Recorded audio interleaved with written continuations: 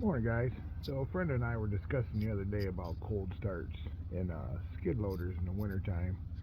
It's about 31 degrees, nice clear sky here in Michigan this morning. So, I wanted to give him an example of what it should start like. I'm going to see if I can do it without even using the glow plugs because usually I don't. So, we'll see how it works out.